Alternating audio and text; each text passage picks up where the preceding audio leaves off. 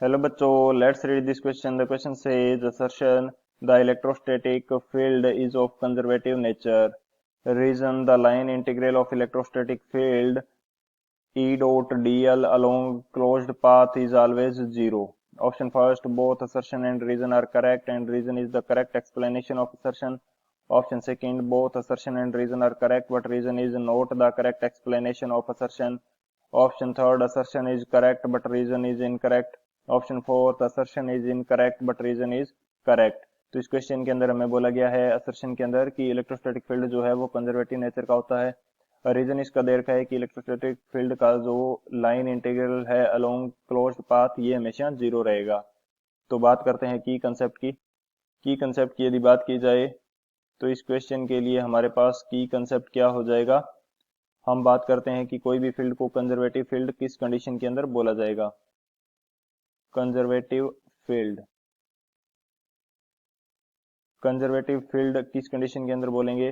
कोई भी फील्ड है उसके द्वारा जो वर्क डन किया जा रहा है वो अलोंग ए क्लोज पाथ यदि जीरो मिलता है तो हम बोल सकते हैं कि वो फील्ड क्या है, कंजर्वेटिव फील्ड है। या सेकेंडली हम बोल सकते हैं कि इस फील्ड के द्वारा किया गया वर्क डन पाथ पे डिपेंड ना करके इनिशियल एंड फाइनल पोजीशन के ऊपर डिपेंड करे तो जो हमारा फील्ड होगा वो कंजर्वेटिव फील्ड होगा। ए फील्ड या बोल सकते हैं कि work done by a conservative field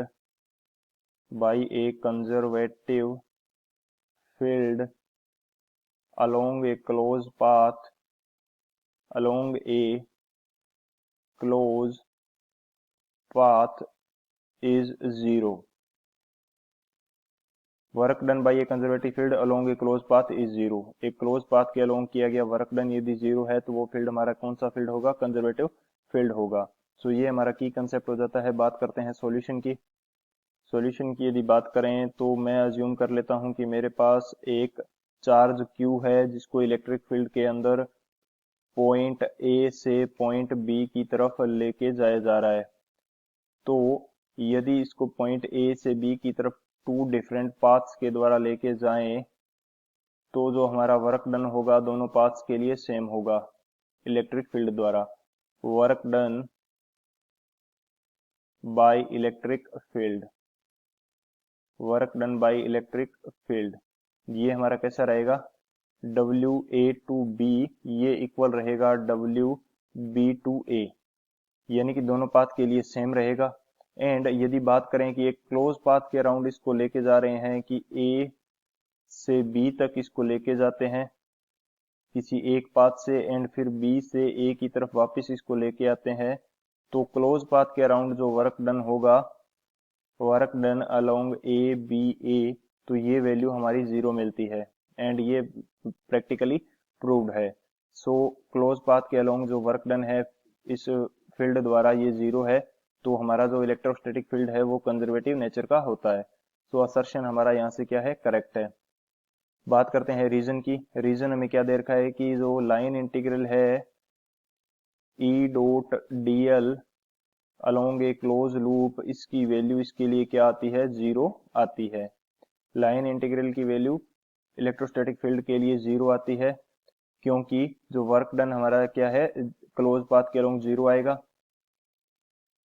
क्योंकि क्लोज पाथ के अलोंग जो dl की वैल्यू है, dl क्या है हमारे पास डिस्टेंस है, तो dl की जो वैल्यू है क्लोज पाथ के अलोंग, क्योंकि सेम पॉइंट से स्टार्ट करेंगे वापस सेम पॉइंट पे पहुंच जाएंगे तो ये वैल्यू हमारे पास आएगी जीरो।